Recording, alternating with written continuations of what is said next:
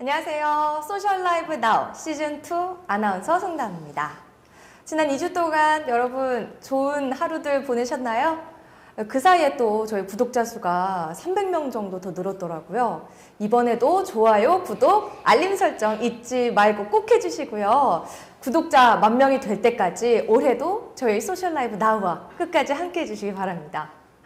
오늘 이 시간에는요, 한 번쯤은 좀 궁금했을 법한 대부업, 또 뭐 개인 상환이라든지 신용 회복과 관련한 전반적인 이야기를 해보려고 합니다. 바로 오늘의 주제, 대부업 알고 쓰자고요. 금융감독원, 신용회복위원회, 대한법률구조공단 세 분이 나오셔서 함께 이야기를 나눠보려고 합니다. 먼저 한 분 한 분 만나보도록 할게요. 안녕하세요. 안녕하세요. 안녕하세요. 한 분씩 자기소개 간단히 해주실까요?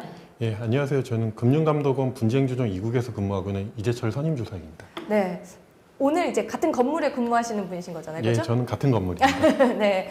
또 두 분 이제 한 분 한 분 소개를 들어볼게요. 먼저 신용회복위원회에서 오셨죠? 네. 안녕하세요. 저는 신용회복위원회 홍보협력실 김민성 선임조사역입니다. 네. 오늘 날씨가 추울 텐데 여기까지 와주셔서 너무 감사해요. 예, 감사합니다. 아마 소셜 라이브에 출연하셔서 오늘 하루 되게 뜻깊게 보내시지 않을까라는 생각이 드네요. 네, 저희 회사도 알리고 아주 뜻깊은 시간이 될 것 같습니다. 네, 알겠습니다. 네. 오늘 또 소개를 간단하게 해주실까요? 안녕하세요. 대한법률구조공단 박진무 변호사입니다. 네, 오늘 이렇게 변호사님도 함께 하십니다. 정말 귀한 세 분을 모시고 함께하는 만큼 다양한 이야기 들어보실 수 있으니까요. 끝까지 저희와 함께 해주시기 바랍니다. 일단 오늘 주제가 저희가 이제 대부업, 채무 조정, 그리고 개인 회생까지 조금은 무거운 주제들일 수 있지만 우리가 반드시 살면서 알아야 하는 내용들이라고 생각이 들어요. 그래서 조금 무겁고 어둡겠지만 최대한 저희가 쉽고 그래도 재밌게 한번 풀어보면 좋을 것 같다는 생각이 듭니다. 잘 부탁드려요, 여러분. 예. 네, 일단 어떤 업무를 맡고 계신지 한번 이야기를 해주시면 좋을 것 같아요. 예, 저는 금융감독원 분쟁조정 2국에서 네. 그 민원 및 상담 업무를 지금 하고 있습니다. 지난 1년간 그 네. 대부업 관련 민원을 처리하다 보면서 국민들께서 관련 대부업 관련 법규나 문제 사례 등을 모르셔서 어려움을 겪는 사례들을 보면서 방송을 출연하기로 되었습니다. 네, 일단은 우리 국민분들이 직접 만나셨기 때문에 더욱 이 자리를 통해서 쉽게 많은 정보를 알려주실 수 있을 것 같습니다. 또 신용회복위원회에서 오셨잖아요. 어떤 네. 업무를 하고 계세요? 예, 신용회복위원회는 신복이라고 줄여서 많이들 부르세요. 네. 신용회복위원회는 과중한 채무랑 신용 문제로 인해서 어려움을 겪고 계시는 분들에게 채무 조정 및 신용 교육 등을 통해서 재기를 도와드리는 역할을 하고 있고요. 향후에 어려움을 겪고 계시는 분들이 네. 이번 방송을 통해서 신용회복위원회를 많이 아시고 도움을 받으셨으면 해서 나오게 되었습니다. 네, 정말 좋은 취지에서 출연을 해주셨습니다. 사실 신용회복위원회 많이 듣긴 했거든요. 근데 이 신용회복위원회에서 내가 받을 수 있는 도움이 있을까라는 생각은 막연하게 사실 잘 몰랐기 때문에 오늘 함께 하시는 분들에게 큰 도움이 될 수 있을 것 같습니다. 좀 제일 무서운 분인데요. 변호사님이 오셨어요. 오늘 어떻게 또 오셨는지, 어떤 업무, 어떤 이야기들을 해주실 건가요? 대한법률구조공단은 경제적으로 어렵거나 법을 잘 모르는 사회경제적 약자를 대상으로 법률상담, 소송 대리를 하는 법률복지기관입니다. 공단은 많은 채무로 고통받는 분들에게 다양한 법률 지원을 하고 있습니다. 오늘은 공단 업무 중에 개인회생 파산제도에 대한 법률 지원 내용을 설명드리기 위해 이 자리에 나오게 됐습니다. 네, 오늘 세 분이 함께 해주셔서 정말 든든하고요. 또 많은 시청자분들이 지금 저희와 함께 해주고 계세요. 댓글 하나씩 좀 소개를 해보면 정린아님 오늘도 오셨습니다. 안녕하세요. 윤재원님 안녕하세요 하셨고요. 최혜선님이 오늘 대부업에 대해 알아보는 시간이군요. 기대됩니다 라고 해주셨고요. 박철희님 대부업이라 뭔가 무섭네요 라고 말씀해 주셨는데 정말 좀 무섭게 느껴지는 게 당연할 것 같아요. 그럼 한번 대부업 이야기부터 나눠볼게요. 사실 대부업 하면 은행권에서 대출이 힘든 분들이 찾아가는 곳이 좀 결국 대부업이 되잖아요. 대부업을 이용하기 전에 우리가 좀 주의해야 할 점들이 있을까요? 일단 대부업을 이용하시는 분들은 기본적으로 좀 신용 등급이 좀 낮으시고 네. 생계가 좀 어려우신 분들이 대부분입니다. 그렇지만 일단은 먼저 알아두셔야 될 게 정부에서는 서민정책 금융상품을 운영하고 있습니다. 네. 기본적으로 신용등급이 한 6등급에서 10등급 이내이고 연소득이 3,500만 원 이내이신 경우에는 서민금융 상품을 이용하실 수 있으니까 이걸 꼭 이용해 주시길 바라고요. 금융감독원 파인이라던가 서민금융진흥원 홈페이지에서 본인이 지원 대상인지 여부를 확인하실 수 있으니까 꼭 확인 부탁드립니다. 네, 정말로 너무 급하면 다른 생각은 하지 못하고 바로 대부업에 좀 손길을 뻗게 되는데 말씀해 주셨다시피 서민들을 위한 금융 이제 상품들이 있습니다. 작년에 저희가 소셜 라이브를 통해서 전해드렸거든요. 서민금융진흥원에 직접 방문을 해서 금융 상품들을 소개해 드렸으니까 지난 방송도 한번 참고를 해 보시고요. 또 오늘도 함께 하시면서 이런 정보들이 있구나라고 생각을 하시면 좋을 것 같습니다. 이렇게 서민금융 상품도 내가 알아봤지만 나는 못 받을 것 같아서 결국에는 대부업을 선택해야 된다라는 상황이 됐어요. 그러면 또 우리가 체크해야 되는 사항들이 있을 것 같아요. 가장 먼저 확인해 보셔야 될 게 대상 대부업체가 등록 대부업체인지를 꼭 한번 확인해 주셔야 됩니다. 네. 최근에 언론에서 이슈가 됐듯이 1000% 살인적인 고금리를 적용하거나 불법적인 채권 추심으로 문제되는 사례들이 있는데 대체적으로 무등록 대부업자들인 경우가 대부분입니다. 네. 그렇기 때문에 꼭 등록된 대부업체인지를 확인해 주셔야 되는데 금융감독 그 등록 대부업체 확인하는 사이트가 있습니다. 저희 감독 홈페이지에 확인이 가능하시니까 파인을 통해서 꼭 등록 대부업체인지 확인해 주시기 바랍니다. 네, 지금 화면으로 좀 보실 수 있는데요. 대부업 등록 여부를 사이트로 확인할 수 있으니까 꼭 이 점을 체크해달라고 말씀을 해주셨습니다. 그럼 이제 등록된 대부업자인 걸 확인하면 그 다음에 해야 할 일은 뭔가요? 그 다음은 중요한 건 대출 조건들을 명확히 확인하시는 게 필요한데요. 대부업법 6조 등에 따르면은 대부업자는 대출 조건 등과 관련돼서 대부 이용자에게 관련 내용을 상세히 설명하도록 되어 있습니다. 네. 그러니까 대부 이용자분들은 관련 내용을 꼼꼼히 확인하시고 대부업자가 설명을 하지 않는 경우 설명을 요구하셔서 내용을 꼭 숙지하실 필요가 있습니다. 특히 제일 먼저 확인하셔야 될 게 법정 금리 여부가 꼭 필요합니다. 네. 현재 법정 최고 금리는 24% 이내이고요.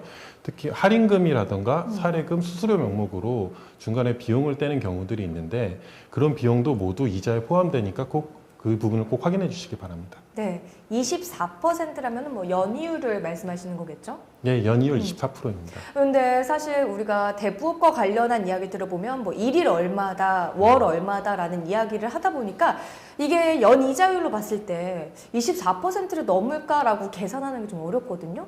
예, 네. 사실 솔직히 말씀은 저도 네. 가끔 판단이 잘 안 될 때가 많습니다. 네. 그래서 대부업 그 전단지를 지금 봤는데 화면을 보시면 전단지 화면이 겁니다. 네. 보시면 뭐 300만 원, 500만 원, 1000만 원씩 일일 불입금이 얼마나 딱 나오는데 딱 이것만 보는 순간 이게 연이율이 24%가 넘는지 판단이 안 되는 경우가 좀 있는데요. 이거를 해결하기 위해서 저희 금융감독원 파인에 이자율 계산기라는 걸 확인해 보실 수가 있습니다. 파인에 서민금융 1332 불법 금융 대응 이자 계산기를 들어가셔서 관련 금액과 납입 횟수 등을 입력하시면 네. 바로 그 전체 연이율이 몇 프로인지 확인하실 수 있습니다.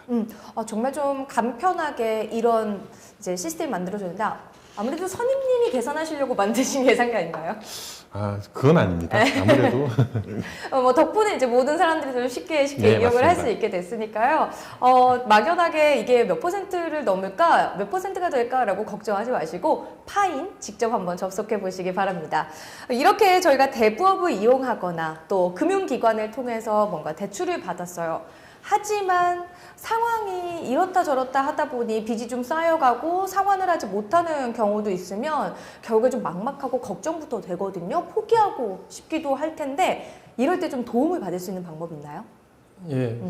대출을 받으신 후에 실직이나 질병 혹은 사업 실패 등으로 인해서 채무 상환이 어려워진 경우에는 네. 채무 조정 제도를 이용하실 수가 있습니다. 채무 조정 제도는 빚이 너무 많아 상환하기 어려운 분들을 대상으로 상환기간 연장, 분할 상환, 이자율 조정, 상환 유예, 채무 감면 등의 방법으로 상환 조건을 변경하여 경제적으로 재기할 수 있도록 지원하는 제도입니다. 네, 이렇게 채무 조정 제도가 있다라고 말씀을 좀 해주셨는데 조금 더 구체적으로 뭐 대상은 어떻게 되는지 이런 점들을 짚어주실까요? 예, 연체 시작부터 단계를 나누어서 진행을 하게 됩니다. 연체가 0일부터 30일 이하인 경우 신속 채무 조정, 연체 30일, 90일 미만인 경우는 이자율 채무 조정, 프리워크아웃이라고 부르고 있습니다. 연체 90일 이상인 경우는 채무 조정, 개인 워크아웃을 지원해드리고 있습니다. 근데 이렇게 대출금을 조금 도와주는데, 그러니까 우리가 좀 갚을 수 있도록 도와주는데 이 대출금이 은행권에서 빌린 건지 대부업에서 빌린 건지 이런 데에 차별을 두진 않는 건가요? 예, 현재 신용회복위원회는 금융기관과 협약을 맺어서 운영을 네. 하고 있고요. 현재 협약을 맺은 금융기관의 채무는 모두 조정 대상이라고 보시면 됩니다. 현재 협약 가입 기관은 약 네. 6,100여 개로 현 금융회사 거의 대부분이 협약에 가입되어 있다고 보시면 됩니다. 네, 정말 6,100여 개면은 진짜 셀 수 없이 많은 네. 금융업이 우리나라에서 이제 이루어지고 있구나라는 생각도 들고요. 또 신용회복위원회에서도 6,100개 업체들이 등록되어 있다고 하니까 힘들 때 걱정하지 마시고 한 번쯤은 이제 상담을 받아보시면 도움이 될 수 있을 것 같아요. 이렇게 신용회복위원회에서는 채무조정 제도가 있다라고 말씀을 해주셨어요. 그 외에 우리가 또 도움을 받을 수 있는 게 있을까요? 신용회복위원회에서 운영하고 있는 개인 워크아웃 제도 외에 법원에서 운영하고 있는 채무조정 제도가 있습니다. 네. 개인회생 파산 제도가 그 제도인데요. 파산은 채무자가 현재 가지고 있는 재산을 처분해서 그 처분 대금으로 채무를 변제한 후에 나머지 채무를 탕감받는 제도입니다. 개인회생은 최장 3년간 매월 채무를 변제한 후에 나머지 채무를 탕감받는 제도입니다. 파산은 채무자가 현재 가지고 있는 재산으로 채무를 변제하지만 개인회생은 앞으로 채무자가 얻을 소득으로 채무를 변제한다는 차이점이 있습니다. 네, 사실 뭐 개인회생 파산 신청 들어는 봤지만 정확하게 차이를 잘 몰랐는데 너무 간단하게 설명을 해주신 것 같아요. 그런데 이 개인회생이나 파산 신청을 할 때 우리가 주의해야 할 점 어떤 것들이 있나요? 과도한 빚 때문에 정상적으로 경제생활을 할 수 없는 분들이 빚의 굴레에서 벗어나기 위해서 개인회생이나 파산 신청을 하게 되는데요. 네. 그런데 면책 결정이라고 해서 나중에 채무를 변제하지 않아도 된다라는 결정을 받는다 하더라도 모든 채무에서 해방되는 것은 아닙니다. 그 대표적인 예로 개인회생의 경우에는 채권자 목록에 기재된 채무에 한해서만 면책의 효력이 있고요. 파산의 경우에는 채무자가 악의로, 즉 알면서도 채권자 목록에 기재하지 아니한 채무에 대해서는 면책의 효력이 미치지 않습니다.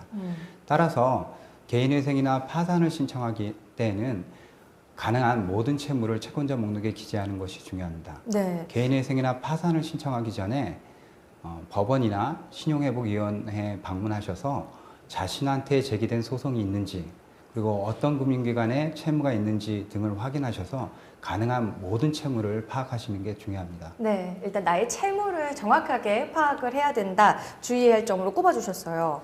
앞서서 변호사님 소개해드릴 때 대한법률구조공단에 계시다라고 말씀을 드렸는데 대한법률구조공단이 줄 수 있는 도움들은 어떤 것들이 있고 어떤 업무들이 행해지는지도 궁금해요. 예. 우선 그 면접 상담, 전화 상담, 사이버 상담으로 법률 상담 서비스를 받으실 수 있습니다. 네. 그리고 경제적으로 어려운 분들 같은 경우에는 공단의 도움을 받아서 개인회생이나 파산 사건을 진행하실 수 있습니다. 법무사나 변호사를 통해 가지고 개인회생이나 파산 사건을 진행한다고 한다면 상당한 금액을 변호사 보수로 지급해야 한다. 근데 채무를 갚을 돈도 없는 채무자 입장에선 그렇죠. 변호사 보수가 상당한 부담이 될 것입니다. 네. 그러나 공단의 도움을 받는 경우에는 특별한 경우를 제외하고 공단에서 법원에 납부하는 파산관제인 비용, 인지대, 송달료 등 소송 비용을 모두 지원하고 있기 때문에 별도의 비용 부담 없이 개인회생이나 파산 사건을 진행할 수 있습니다. 네, 개인회생이나 파산 이제 신청 외에도 법률 상담을 받을 때 구조공단에 손길을 끼치면 또 도와주실 거잖아요. 예, 저희가 네.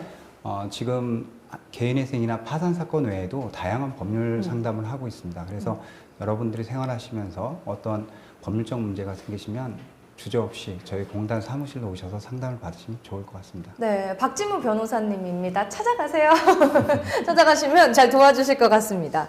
이렇게 전반적으로 좀 대부업, 채무 조정, 그리고 뭐 개인 회생에 대해 알아봤고요. 이제는 대부업과 관련해서 우리가 한 번쯤은 들어봤을 법한 이야기, 그리고 이 정도면은 너무 과한 거 아닌가요? 이런 건 불법 아닌가요? 이런 궁금증들이 좀 있을 것 같아요. 궁금한 내용들 댓글로 남겨주시면 저희가 좀 해결 도와드리도록 하겠고요. 또 그와 관련한 사례들을 하나하나 좀 짚어볼게요. 아무래도 선임님이 현장에서 많은 민원들을 접하셨다 보니까 네. 이런 사례들의 고민 해결을 좀 많이 도와주실 수 있을 것 같거든요. 네. 한번 집중적으로 여쭤볼 테니까 잘 들어보세요. 네. 2017년에 대부업자에게 27% 금리로 대출을 받았는데요. 2018년에 기존 대출 계약을 갱신하면서 대부업자에게 법정 최고 이자가 24%로 인하되었으니 24%로 내려달라고 했지만 대부업자는 기존 계약이 27%였으니 그래도 해야 한다고 주장했습니다. 대부업자 말이 맞나요? 라는 첫 번째 사례인데요. 그러니까 처음에 계약할 때는 27%였고 법정금리가 24%로 조정이 됐으니 이럴 때에는 원래대로 27%가 맞는지 24%로 조정이 되는 게 맞는지라는 질문인 것 같거든요.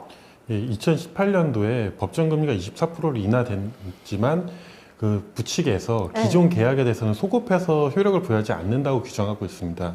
그래서 원칙적으로는 기존의 계약이 27%였기 때문에 27% 요구하는 게 맞지만 네. 이 사례를 보시면 그 계약을 2018년 법정금리 인하 이후에 갱신한 걸로 보여집니다.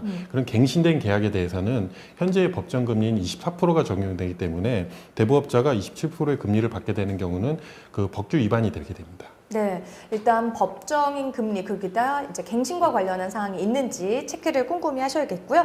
이번에 또 다음 사례 한번 확인을 해볼게요. 대부업자에게 3천만 원을 24% 금리 2년 만기로 대출을 받았는데 6개월 만에 대출금을 전액 상환하였습니다. 그러자 대부업자가 약정에 없는 중도상환 수수료 5%를 요구했습니다. 중도상환 수수료는 무조건 내야 하나요? 라고 하셨어요. 대부업자가 대부 이용자에게 중도상환 수수료를 요구하기 위해서는 반드시 근거가 필요합니다. 약정을 보통 계약서상 약정을 체결해 놓는데요. 그 약정에 계약서에 약정이 없는데 중도상환 수수료를 요구할 근거가 없게 됩니다. 특히 이 사례 같은 경우는 이미 24%의 금리를 적용해 놓고 있는 상태였기 때문에 네. 추가적으로 5%의 중도상환 수수료를 받게 된다면 법정 금리를 초과해서 그 금리를 수령한 것이기 때문에 형사처벌 대상이 될 수 있습니다. 아, 일단은 계약서를 잘 갖고 있어야겠네요. 네, 그렇죠. 계약서에 꼭 확인하셔서 중도상환 수수료를 요구할 수 있는 근거가 있는지 꼭 먼저 확인을 해보시고 또 법정금리가 초과될 수 있는지 여부를 꼭 꼼꼼히 따져주시기 바랍니다. 네, 법정금리, 계약서 이런 내용들을 꼭 잘 기억을 하시길 바랍니다. 대부업에 대한 이야기를 들어봤고 또 이와 관련한 사례들을 접했다면요. 이제는 또 다시 개인회생 파산으로 한번 넘어가서 이야기를 다시 한번 들어볼게요. 사실 박지무 변호사님이 앞서서 설명을 해주실 때 이런 대출이나 빚과 관련해서 조금씩 감면해 주는 게 또 이 개인회생과 관련한 제도인 거잖아요. 네. 그런데 그러니까 악용하는 분들이 혹시 계시지 않을까 싶거든요. 개인회생이나 파산 제도를 악용하시는 분들이 많지는 않지만 채무자가 자기 채무를 갚지 않게 해서 자기 네. 재산을 숨기거나 아니면 개인회생이나 파산 제도를 이용하기 위해 짧은 기간 안에 많은 돈을 빌리는 경우가 종종 있습니다. 그래서 법원에서는 채무자가 최근 1, 2년 내에 많은 돈을 빌린다든지 채무자 가족 명의로 취득한 재산이 있는 경우에는 그 빌린 돈을 어디에 썼는지 네. 그 재산을 어떻게 강만하게 되었는지 등을 면밀히 확인한 다음에 개인회생이나 파산 면책 결정을 하고 있습니다. 예를 하나 들면요. 채무자 본인 명의의 재산은 없었지만 아들 명의로 취득한 재산이 있었던 사건에서 네. 법원에서는 그 부동산을 어떻게 취득했는지 채무자한테 설명하라고 했는데요. 채무자가 이를 설명하지 못하였고 법원에서는 채무자가 자기 재산을 은닉하였다고 판단해서 면책 불허가 결정을 내린 사례가 있습니다. 정말 그런 분들은 있으면 안 되는 것 같아요. 정작에 도움이 필요한 분들에게 그 도움을 줄 수가 없기 때문에 그렇게 악용하는 일은 없어야 될 것 같고 그래서 더더욱 법원과 또 신보기가 면밀하게 좀 잘 살펴봐야 되지 않을까라는 생각이 드는데요. 신보기는 어떤가요? 네, 신용회복위원회에 오시는 분들은 이미 연체가 시작이 됐거나 네. 아니면 연체 위기에 처해 있으신 분들이 대다수이기 때문에 악용하는 사례는 많지 않습니다. 하지만 저희도 최근 6개월 이내에 대출 비율이 높은지 혹은 그 외에 도덕적인 문제가 없는지 네. 상담 및 심사 과정에서 검토하고 있습니다. 일단 이렇게 좀 꼼꼼하게 확인을 하고 계시다라고 말씀을 해주셨는데 오늘 방송을 보시는 시청자분들 입장에서는 나는 뭐 대부업이나 대출, 연체 상관이 좀 없는데 그러면 신용회복위원회는 나한테 큰 혜택을 주지 않는 그런 기관이 아닐까라는 생각이 드실 것 같거든요. 예, 그렇게 생각하실 수도 있는데요. 사실 누구나 이제 채무를 상환하는 과정에서 네. 실직이라든지 질병 등으로 인해서 정상적으로 경제 활동이 어렵고 상환하기가 어려워지는 상태가 올 수 있다고 봅니다. 그 최근에 안양이나 성북 일가족 자살 사건만 보아도 네. 우리 이웃에서 충분히 이런 일들이 일어날 수 있다고 보여지는데요. 그 채무조정 제도는 이런 위험이 있더라도 그 채무자가 좌절하지 않고 그 다시 경제활동에 참여할 수 있도록 또 상환할 수 있는 여지를 주고 그분들이 다시 사회로 나갈 수 있도록 지원하는 제도라고 보시면 되고요. 일종의 사회 안전망이라고 보시면 됩니다. 사실 매년 20만 명 정도의 국민들이 네. 신용회복이나 개인회생 파산 등을 이용하고 계시는데요. 이분들이 채무를 갚을 수 있는 수준으로 조정을 해주고 다시 그분들이 경제활동을 할 수 있도록 해주는 것이 매우 중요하다고 생각합니다. 네, 정말 일반인들 입장에서는 전 뉴스로 이제 연예인들의 파산 신청이라는 이야기를 들었을 때 그냥 막연하게 어떻게 좀 많이 힘든가 보다라고 생각을 했는데 그게 아니라 오히려 도움을 받고 재기할 수 있게끔 뭔가 이제 지원을 받고 있다라고 생각을 할 수 있는 시간이었던 것 같아요. 그런데 이제 이야기를 쭉 들어보니까 많은 분들이 궁금한 점들 또 댓글로도 남겨주고 계시는데요. 잠시 후에 해결을 해보도록 하겠고요. 이제 마지막으로 이제 채무 관련해서 추심 이야기를 빼놓을 수가 없을 것 같아요. 요즘에 좀 불법적인 추심 이야기도 있었을 것 같은데 어떤가요? 실제로 1년에 저희 금융감독원에서 대부업과 관련해서 접수되는 민원은 약 3천 건 정도가 됩니다. 근데 그 중에 75%가 채권 추심과 관련된 내용이 차지하고 있는데요. 실제로 어떤 분은 음식점을 운영하시다가 그 도산을 해서 개인회생 파산을 신청해서 파산 선고까지 받으셨는데 네. 이러면 사실 법적으로 채권 추심을 진행하시면 문제가 될 수 있거든요. 근데 이런 사례도 채권 추심을 진행해서 저희가 법적 조치를 취해드린 사례도 있습니다. 일단 이런 불법 채권 추심으로 인해 피해가 발생할 경우에 문제는 나중에 사후에 이거를 판단하다 보니까 네. 저희가 당시 상황을 판단할 수 있는 근거 자료가 없어서 문제되는 사례가 좀 많이 발생을 하고 있거든요.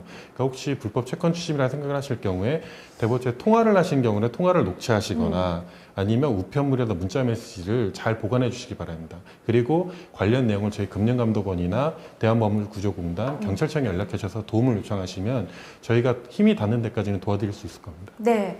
일단 지금 쭉 이야기를 들어보니까요. 선임님의 이야기를 정리해 보면은 우리가 꼭 기억해야 되는 게 계약서, 그리고 또 갱신, 증거 자료 이렇게 좀 요약을 할 수 있을 것 같습니다.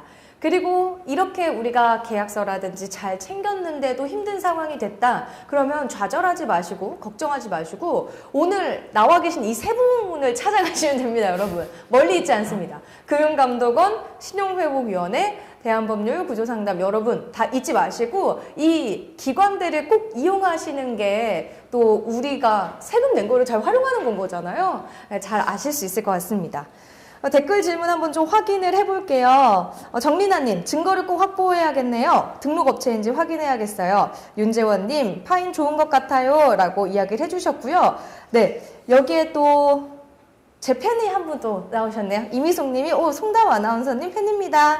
감사합니다. 좋아요, 구독 누르세요. 이제 질문을 하나 좀 해결해 보면은 윤재원님이 남겨주신 질문이에요. 채무조정이나 파산 결정 받으면 불이익 같은 거 없나요? 라고 남겨주셨어요. 어떤가요?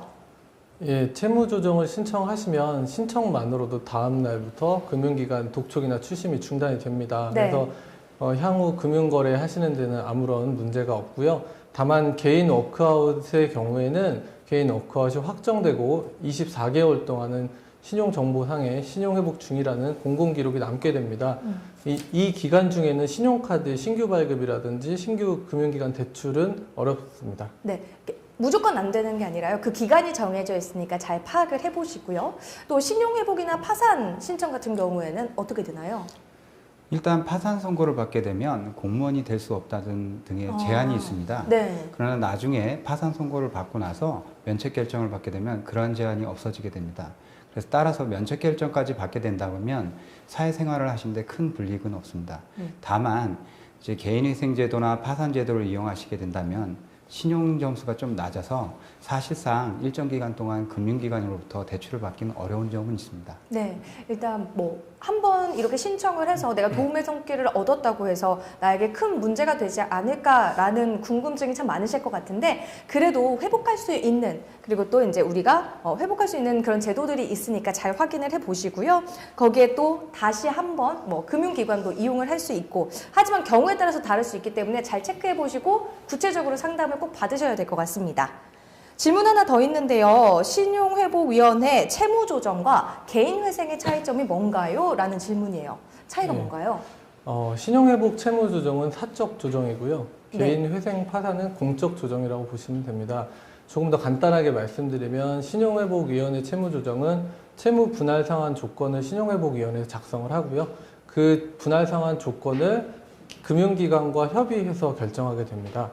그러나 개인 회생과 파산의 경우에는 네. 분할 상환 조건이라든지 면책 조건을 법원에서 심리하게 됩니다. 그래서 이런 부분이 다르다고 보시면 되고요. 신용회복위원회가 사적 조정이니만큼 신용회복위원회와 이제 금융기관이 진행을 해서 네.